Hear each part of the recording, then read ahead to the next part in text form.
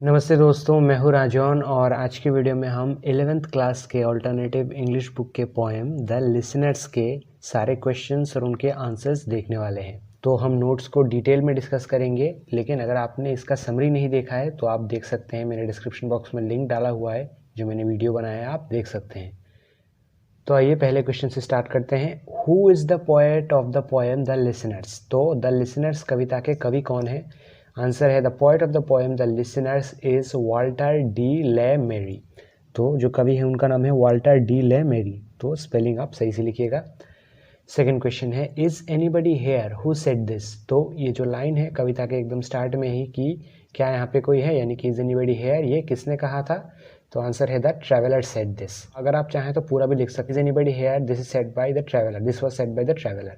Who are the listeners? तो सुनने वाले कौन थे? तो आंसर है the listeners are a group of phantoms. तो जो सुनने वाले थे वो एक ग्रुप ऑफ पंतोम्स, यानी कि वो कुछ भूत थे या फिर कुछ प्रेत थे। 6 नंबर है what was the travellers horse doing? तो जो यात्री का घोड़ा था वो क्या कर रहा था वहां पे? देखिए, the travellers horse was grazing grass. तो जो यात्री का घोड़ा था वो घास चर रहा था वहां पे घर के पास। फिफ्थ क्वेश्चन है what was the forest land covered with? तो जो जंगल का जमीन है वो किस चीज से घिरा हुआ था? तो देखिए, the forest land was covered with fern. तो जो फॉरेस्ट का यानी कि जंगल का जो जगह है यानी कि ज़मीन है वो फर्न नाम के एक प्लांट से, यानी कि एक घास की तरह होता है कुछ, उस चीज़ से घिरा हुआ था। 6 नंबर है where was the bird sitting? यानी कि जो पंछी है वो कहाँ पे बैठा था?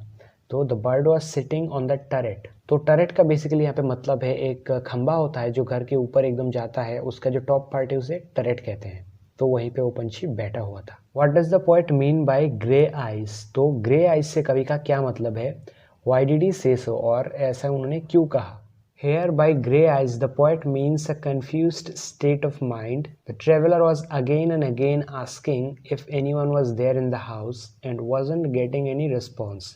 So he was confused about anyone being present there. तो grey eyes यानी कि धुंधली आंखें, तो इससे कवि का मतलब है एक कंफ्यूज्ड स्टेट ऑफ माइंड, यानी कि एक भ्रमित स्थिति, यानी कि वो थोड़ा सा कंफ्यूज था, जो ट्रैवलर था, जो यात्री था, क्योंकि वो बार बार खटखटा रहा था उस दरवाजे पे और पूछ रहा था कि क्या अंदर कोई है, लेकिन वो श्योर नहीं था कि क्या कोई अंदर होगा भी या नहीं। तो इस चीज़ को लेकर वो थोड़ा सा कंफ्यूज था। 8th question why did the traveller knock at the door? तो उसने दरवाजे पे क्यों खटखट किया, यानी कि उस यात्री ने क्यों खटखट किया? The traveler knocked at the door because he had promised someone that he would come here in the house even though he didn't get any response from anyone. तो उस यात्री ने दरवाजे पे खटखट इसलिए किया क्योंकि उसने किसी को वादा किया था कि मैं इस घर पे वापस आऊँगा, लौट के आऊँगा। हालांकि उसे कोई रिस्पॉन्स नहीं मिला, कोई जवाब नहीं मिला जब उसने दरवाजे पे खटखट किया, लेकिन वो आया ज़रूर था अपना वादा निभाने। Who live in that lone house? तो उस अकेले घर में कौन रहते थे? तो a group of phantoms live in that lone house. तो कह सकते हैं आप प्रेतों के एक दल, यानी कि भूतों का एक दल रहता था उस घर के अंदर। Did anyone answer his knock? तो जो यात्री ने खटखट किया दरवाजे पे, क्या उसको कोई जवाब मिला किसी से? तो आंसर है no, no one answered his knock. तो किसी ने उसको जवाब नहीं दिया। 11th क्वेश्चन है from which world was the voice coming to the listeners? तो किस दुनिया से वो भूतों के पास या फिर उन सुनने वालों के पास आवाज आ रहा था? तो आंसर है the voice was coming to the listeners from the world of man. तो इंसानों की दुनिया से उन भूतों के पास, उन सुनने वालों के पास आवाज आ रहा था। What does the poet refer to as the voice from the world of man? तो ये जो लाइन है voice from the world of man, इससे कवि क्या बताना चाह रहे हैं? तो आंसर देखिए, voice from the world of man refers to the voice coming to the phantoms inside the house from the traveler who was standing outside in front of the door asking if anyone was there inside. तो ये जो line है voice from the world of man, यानी कि इंसानों की दुनिया से आवाज, इससे कवि उस आवाज के बारे में बताना चाह रहे हैं जो आवाज उन भूतों के पास जा रहा था उस घर के अंदर। जो आवाज कौन निकाल रहा था, कौन दे रहा था? वो यात्री, वो ट्रैवलर जो कि घर के बाहर खड़ा था, दरवाजे के सामने खड़ा था, और वो बार बार एक ही चीज पूछ रहा था कि क्या घर के अंदर कोई है या नहीं। 13th क्वेश्चन है हमारे पास what caused a stir in the air inside the house? तो किस चीज के कारण घर के अंदर जो हवा है उसमें थोड़ा सा हलचल मच गया? तो देखिए, the travellers call caused a stir in the air inside the house. तो वो जो ट्रैवलर ने, वो जो यात्री है, उसने जब आवाज दिया तो उसके कारण थोड़ा सा हलचल मचा घर के अंदर का जो हवा है उसमें। Explain the phase perplexed and still. तो इसका क्या मतलब है perplexed and still? Perplexed and still means to be a confused and uncertain situation, like the traveler who was uncertain and confused about anyone's presence in that house. तो perplexed और still से एक भ्रमित या फिर अनिश्चित अवस्था के बारे में यहाँ पे कवि ने बताया है। जैसे कि वो यात्री थोड़ा सा भ्रमित था और अनिश्चित था कि क्या इस घर में कोई होगा भी, जो मैं बार बार यहाँ पे आवाज दे रहा हूँ और पूछ रहा हूँ कि क्या यहाँ पे कोई है। 15th क्वेश्चन है, what were the last words of the traveller before leaving. तो यात्री के जाने से पहले उसके आखिरी शब्द क्या थे जो उसने बोले थे। The last words of the traveller were, tell them I came and no one answered that I kept my word before leaving. तो जाने से पहले जो उसने बोला था, उस यात्री ने बोला था, वो था टेल देम आई केम, यानी कि उन्हें बोलना कि मैं आया था, एंड नो वन आंसर्ड, और किसी ने जवाब नहीं दिया, that I kept my word, और मैंने अपना बात रखा था, मैंने अपना वादा निभाया था। नेक्स्ट क्वेश्चन है, what time of the day is described in this poem, pick out the words that suggest this. तो इस कविता में दिन के किस समय के बारे में बताया गया है, किस समय का घटना यहाँ पे बताया गया है, और वो वर्ड्स निकालिए जो आपको जस्टिफाई करते हैं कि यही सही उत्तर है, या फिर ये नाइट का टाइम है या डे का टाइम है, जो भी टाइम था। The night time is described in this poem, और इस कविता में रात के बारे में बताया गया है।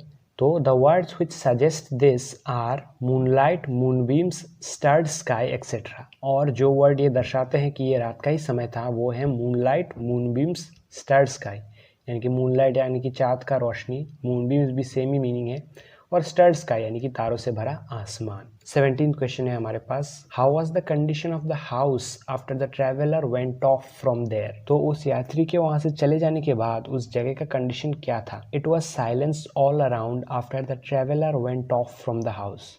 तो उस यात्री के उस घर से चले जाने के बाद चारों ओर बिल्कुल ही शांति सी छा गई, निस्तब्धता छा गई। 18th क्वेश्चन है, why have the hoofs of the horse has been described as plunging. तो घोड़े का जो पैर है, पैर का वो पार्ट जो साउंड करता है उसको कहते हैं हूफ्स। तो उसको क्यों यहाँ पे आगे बढ़ना लिखाया गया है, यानी कि ये प्लगिंग का मतलब है आगे बढ़ना, तो इससे क्यों बताया गया है। तो देखिए, The hoofs of the horse have been described as plunging because the horse was moving forward carrying the traveler on his back. तो इसे आगे बढ़ना इसलिए लिखाया गया है क्योंकि जो घोड़ा है वो आगे बढ़ रहा था अपने ऊपर उस ट्रेवलर को, उस यात्री को लेके उस जगह से वो चला जा रहा था। What is the effect created by the words the silence surged softly backward? तो ये जो लाइन है, the silence surged softly backward, ये क्या इफेक्ट डालता है या फिर इसका क्या मीनिंग है। देखिए, here silence has been given the human quality of moving backward, for which personification was used, and here it means that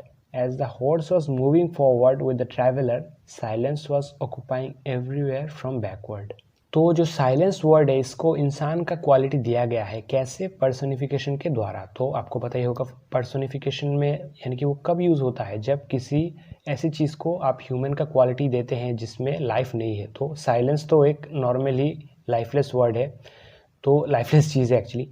तो उसको यहाँ पे बोला गया है कि वो पीछे से मूव कर रहा था, तो ये तो मूव कर नहीं पाएगा क्योंकि यहाँ पे पर्सोनिफिकेशन यूज़ हुआ है, इसलिए ऐसा बोल सकते हैं। तो यहाँ पे ये यूज़ हुआ है और इसका मतलब ये है कि जैसे ही वो घोड़ा जा रहा था अपने ऊपर उस यात्री को लेके, वैसे वैसे चारों तरफ पीछे से साइलेंस आ रहा था। हमारा लास्ट क्वेश्चन है, who was the only man left awake. तो एकमात्र इंसान वहाँ पे कौन था जो जागा था। तो the traveller was the only man left awake. तो जो ट्रैवलर था, जो यात्री था, वही था एकमात्र वहाँ पे जागा हुआ, और कोई जागा हुआ नहीं था। इनफैक्ट कोई इंसान ही और वहाँ पे नहीं था। तो देखिए, सिर्फ 20 क्वेश्चन यहाँ पे मैंने अरेंज किए हैं क्योंकि इन्हीं में से आपको सारा कॉन्सेप्ट मिल जाएगा इस पोएम का। मैं चाहता था और भी लंबे लंबे क्वेश्चन बना सकता था, लेकिन मैं ये समझता हूँ आपको पूरा कॉन्सेप्ट देना ज़रूरी है ताकि आप खुद से क्वेश्चन बना के लिख सकें, आंसर बना के लिख सकें।